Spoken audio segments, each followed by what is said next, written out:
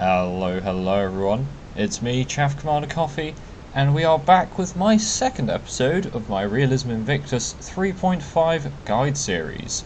We'll be continuing the game as Ethiopia. So, in our first episode, we just finished doing our first 50 turns, which involved a lot of scouting, figuring out some good land that we might be able to use. I've got our second city plotted out where we are likely to build it. And we're currently building some militia to protect ourselves from barbarians and other civs. So we're doing quite well. With this episode, I think the best thing to do is we need to get our next settlement down, but we need to get our militia ready to protect us in case barbarians are a serious problem. Now, it is only noble difficulty, so I don't expect them to be quite as aggressive as I'm used to. But you still need to be prepared just in case. Now there is one thing, and that is that the Koreans do actually want to open borders with us. So we're going to open borders with them, and that will give us tech diffusion. You can see my tech's now gone blue. That means that I'm getting a percentage bonus to my technology gain based on the fact that the Koreans know this technology, which is the wheel. Now we had our technology set up, and we were actually going for bronze working, or road building and pottery, and then bronze working. Now we do have a few things we need to consider, but I'll come into that later on. So let's just start ending our turns.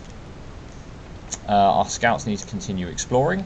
There's still barbarian animals, but they're not going to be too much of a threat, I wouldn't have thought. In fact, I'm going to have my scout attack this one since our odds of victory are so good.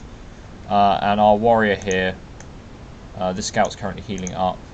I think I'm going to have this warrior just start moving inland. Okay, so we also found the Carthaginians. Okay, that's good. Right, so we've got the wheel. We're now going to go for pottery and have this scout just heal up quickly. Carthaginians not actually very high on their points, which is pretty good. I'm going to give my guys woodsman level 2, which gives them double movement in forests, which will help them scout a bit quicker in certain terrains, which is good. And we're just going to keep exploring and doing some minor tech whilst we try to increase our number of troops. Okay, let's have the scout move around here. Rightio. So now that our city's grown to size 4, we have some pretty solid production with these tiles. A lot of food coming in. Now we don't want to grow too large that our city will become unhappy. So we will be moving over to a production focus soon enough. But for now, we can continue to try to grow the city. I'm going to have this first militia. What we're going to do with him is I'm going to move him to the borders where we have an improvement. So I like to work inwards. And since our first border sort of location is... have we actually adopted pastoral nomadism? We haven't. Okay, now this is something I didn't know that Walter actually pointed out, is that pastoral nomadism also affects camps. And we don't actually have... Yeah, we don't actually have any farmable resources. So what I'm probably going to plan on doing, and have the scout just move here, is we're going to move over to pastoral nomadism. Now, if you do choose to go pastoral nomadism, which is an early civic when you get animal husbandry, your workers build improvements slower and farms give less food. But pastures and camps give more food and more production, which is great. However, it also does increase the production cost for world wonders. This is something that I have considered because we will want to be building world wonders. Not only because we have marble that we've discovered, but also that we get more great people. So wonders is certainly something we want to focus on. But I think, for the short term, taking pastoral nomadism to increase our growth, say, once we've reached our population limit, possibly swapping back to subsistence would be a good idea. So you can see our production's increased massively and our growth rates increased massively because the pigs are providing 8 food. 8 food on their tiles, absolutely insane. So we're going to grow up Gonda to probably size 7. I might even build mob justice. That will affect our culture, and I do want our culture to grow again so we can get access to this marble. So our scouts are continuously killing barbarians and just exploring more of the map for us, which is great. Oh, unfortunately, we did lose our scout up here to barbarians. You will lose a few scouts. Don't worry about it. That's not a problem, really. You've got spare ones, so yeah, you're bound to lose a few, but it's no real issue. So we've got road building, which also lets us build roads, which is pretty handy. I think in this situation, I'm going to just select a technology. I won't necessarily actually research fishing right now. But this river is incredibly long. I don't think... If this river... I need to actually explore here, because if this river goes all the way round to where the Koreans are, we'll actually be able to trade with them, which will increase our commerce. And fishing is just a useful technology anyway. And out of our other techs... writing would be pretty handy, because we could get access to open borders, and the Carthaginians might want to open borders with us. So I'm going to go for writing and see if we can get open borders. I'm going to carry on building a few militia. So again, you want to have enough militia to guard all of your resource plots. We've got a random event. Random events are in the default settings. This one, you don't want the temporary unhappy. It's only a small amount of gold, and the tribal villagers we've discovered have given us some gold. I don't think we actually want the forest there, but we may want to chop it for some extra production. So I'll pay 10 gold for the possibility of extra production. And it looks like this river does actually connect with the Koreans, so what I will be doing is selecting fishing as my next technology after this, so we can start trading with them, which I think will be quite handy. I'm going to have this scout continue to just his exploration of the map. I'm going to have him come round to where the Carthaginians have their city, see if we can't map out some of their land. So we're going to move up to this forest, and we've got open borders, and we're going to grab fishing. So yeah, really we're just building troops to be able to protect ourselves, which is an important thing to do. I'd say once you've got about 4 militia, you're probably safe. After that, we'll start building our next settler. Carthage will open borders with us, so we'll get some extra technology from them, and they actually know fishing, so that's going to make that quicker as well. So that's good. Unfortunately, our warrior was killed by a barbarian, but we've almost explored this entire continent. There's only 2 other civs on this continent, but I'm sure there'll be more in the outlying sort of islands we can see around. There might be another continent we can reach with early sailing technologies. Okay, so we've got fishing, and we should be able to trade with some other civs. Now, as far as our later technology goes, we want wonders, and we want wonders we can build with marble. So there's a few early ones that I would consider.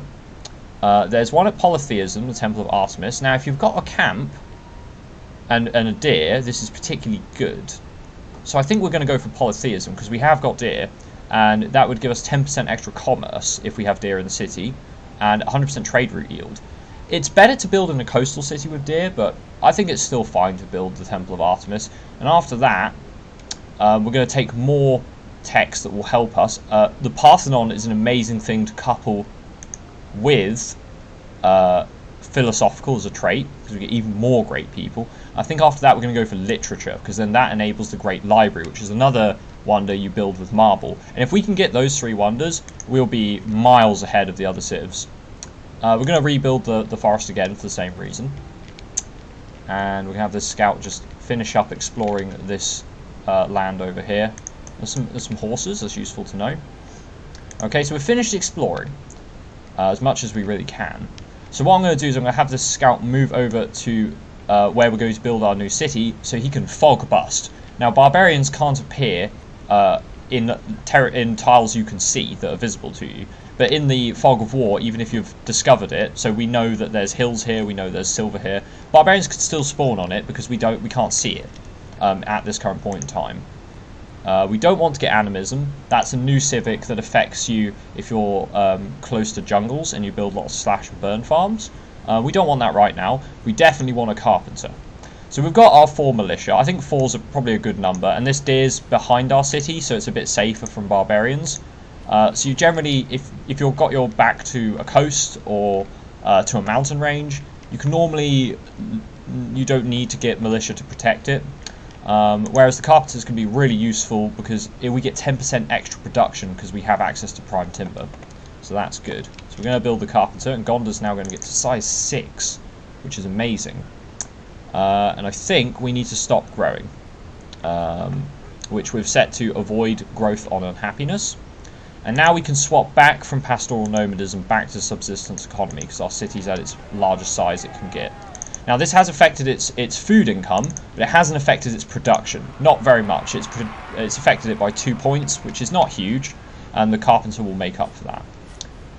Now I'm not too enamoured by our pagan temples, so we won't be building things like Stonehenge. Instead we're going to get another militia, and then we're going to build our settler. And I always recommend you build the soldiers first before you build the settler. Otherwise the settler's just sort of sitting around not doing very much. So we're going to do that. Okie dokie. Sailing would be another technology I would like to get soonish, but not as of this moment right now. So we should have our settler done by turn 100, which is good, and we actually got the chop on the forest there, which will help even more. And we're just going to connect up these resources because they're not currently connected with our city, with our new roads. We do have a slight epidemic chance, which I would like to offset with a quick building. Granaries probably provides the most food stored after growth, so I'll probably get one of those. So we'll build that after the settler. Trying to keep your epidemic chance as low as possible in the early game is a very good idea, because it can really affect your production rate by getting just an irritating early epidemic. Now, if we can get polytheism before anyone else, we'll also discover a religion, which will help our cities get even larger. So yeah, definitely stuff we want to be focusing on. Having large cities means more production means more wonders, and that means more great people. Great people are excellent. So Gondor has shrunk to size 5, so we did get affected by an epidemic, which is pretty nasty. There's even a small 2% chance, which is now obviously 100 because we actually have an epidemic now, and it's reduced us all the way down to size 4, so we lost 2 points of growth. So this is really why you have to avoid epidemics. They can be incredibly and now it's going to take another 12 turns to grow the city back up again. So you really do need to keep on top of those epidemics, otherwise this is really going to hurt. It will really hurt. I think what we will do is actually swap off from food and focus on production to get that granary built before we grow. And we founded Hinduism, so good stuff. Got our religion as well. Now I have gone slightly over the 50 turn limit because I want to get the new settlement down. That's like the core for this episode. We are going to actually spread Hinduism. We're going to take that as our founding religion. Since, you know, a religion is better than no religion. I'm going to found our first city. Or second city, but first city. Mek Ali is our next city. And the first thing we're going to do is build a storyteller circle, because that will help give it some culture. We can unmark that spot, and if you've forgotten how to do that, it's just literally hold Alt, press X, and then you right click to remove one of the markers. Okay. This scout, I think we're going to have him fog bust where we might build our next city after that. And I think over here looks like a good spot. There's quite a lot of luxury resources there, and it's quite close to the capital as well. So we're going to plop him on this hill over, probably right there, and just stop it so there's no barbarians spawn over on that side. Mek Ali, we want to actually focus on production. And I think the first thing we want is the carpenters. Because we have prime timber, the carpenter will actually provide more production than it normally would, and then that allows us to build everything else faster, which is good. So we're going to focus on building a carpenter, followed by a storyteller circle, and after that, maybe a monument? It only needs size 2 borders. It will take 40 turns with the storyteller circle to get size 2. So I think we will build a monument. I think that's fair enough. And after that, we could probably build a workboat and a fishing dock to work on that fish. Okay, so that's going to be the end of the second episode.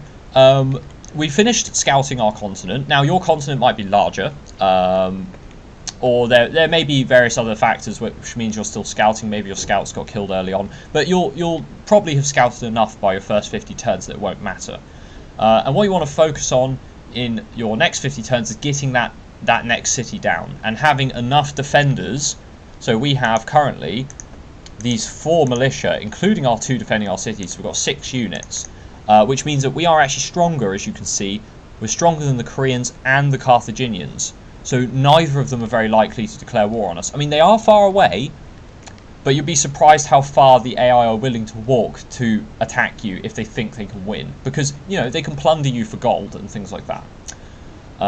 Speaking of gold, we are starting to lose money, but because of the tribal villagers that we scouted early in the game, we have a stock of cash spare, so we can carry on researching at full efficiency. So yeah, I think next episode we're going to try get another city down, probably fairly quickly, and grow our capital back up, and possibly get started on building some wonders. We can start building the Temple of Artemis now, and we'll soon be able to build others. So a settlers could take 18 turns or so. I would like to get the city, the city to start growing again, but I think until we get the marble in our borders, it's going to take a bit longer, which is a bit of a nuisance. I think starting the temple is going to be the next thing to do. We want to focus on getting those early wonders, because I think they're really going to help us with our philosophical trait. Anyway, that's it for now. Next episode we'll carry on building wonders, building more cities. Okay, so it's been me, Chaff Commander Coffee. Thank you for watching, and I will see you next time.